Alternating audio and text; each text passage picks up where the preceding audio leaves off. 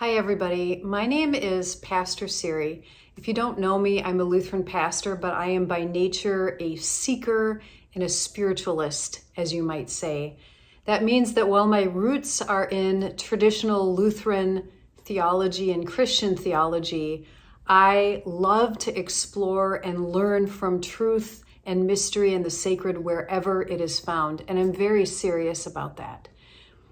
One of the things that happened to me recently was I was having a conversation with a friend, and she was talking about some of the trauma she experienced growing up being in the Catholic Church. This was her experience of just believing that there were rules in a certain way she had to think and behave and believe in order to be good and loved and accepted. And it didn't work for her. It didn't make her peaceful. It didn't make her happy. Instead, she felt oppressed. She felt like she was being shackled. And it's taken her years to give herself permission in order to fully be who she is. And as I was having this conversation with her, what came out of my mouth was, there's nothing that you have to believe. There's nothing you have to believe in order to be loved and worthy and valuable to God or anyone else. Now that may sound very surprising coming from a pastor, and I want to break this down, and I'm so serious about this. Let's take a certain perspective. You know, when you read a book or you watch a movie, maybe fictional, historical fiction book, and all of a sudden you gain a perspective about someone's life or a time period that totally opens things up for you, and you have so much more empathy than you've ever had before for that particular kind of person.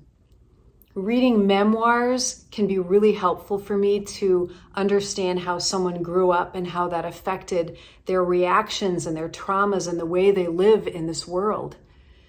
Well, when we have those experiences of becoming more empathetic, the more we learn about people's life experience, we stop being judgmental. We stop holding people against things that they really can't be responsible for. We just have more empathy. We have more compassion. Things that were black and white become gray. Now, we know we're very limited in our perception. Each of us sees the world through our personal lens only. And it slowly broadens, hopefully, the older we get. But we're still limited as one person. Now imagine if you do believe that there is a sacred being, that there is the creator of the universe, some sort of consciousness that is watching all of this.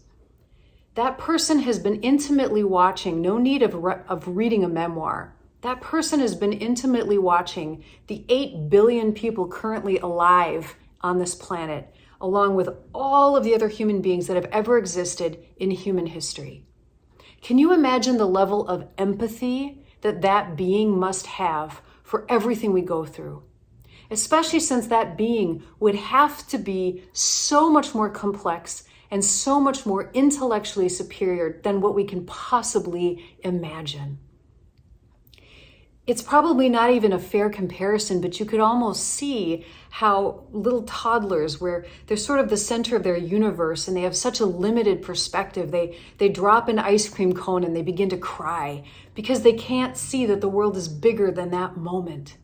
And the parent is there and tries to comfort them and explain things on their level, knowing that that child is never going to be able to understand the full complexity that adult knows. That adult may understand geometry and algebra, but it can't explain that to that small child.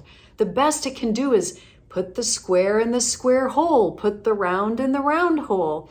We're so very limited in our understanding. As smart as we are terribly ignorant on the larger scope of the universe.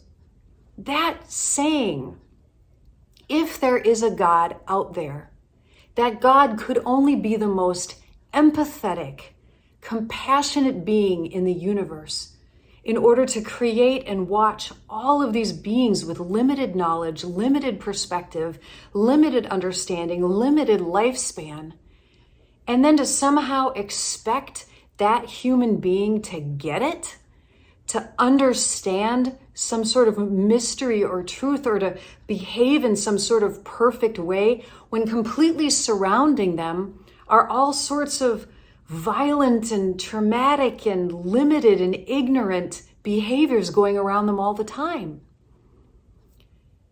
So in that way, God could not possibly expect us to be saved based on anything we did, or even getting the right belief.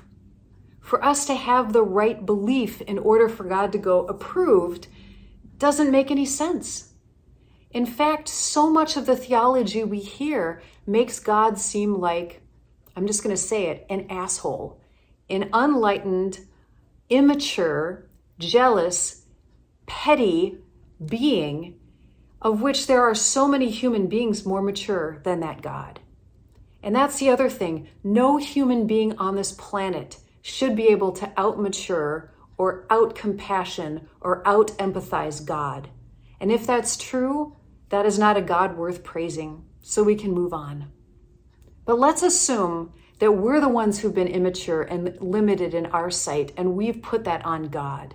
Let's assume for a minute that God is that empathetic and is that loving. Therefore, God's not going to put any expectations upon us in order for us to be what? Loved, worthy? We are here for a reason. What's the reason?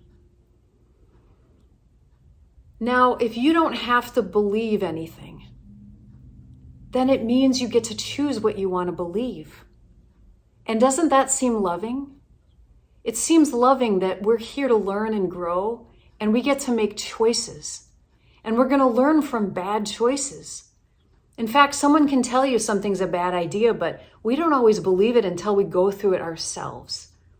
And that's what life is. Life is an opportunity for us to mess around and find out.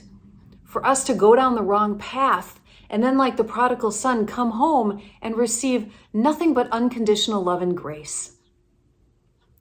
So if we get to choose what we want to do in life, and we get to choose what we want to believe, and we're already beloved, we're already worthy, we're already at our core parts and beings created of God, then we get to choose beliefs that help us, that heal us, that make us better.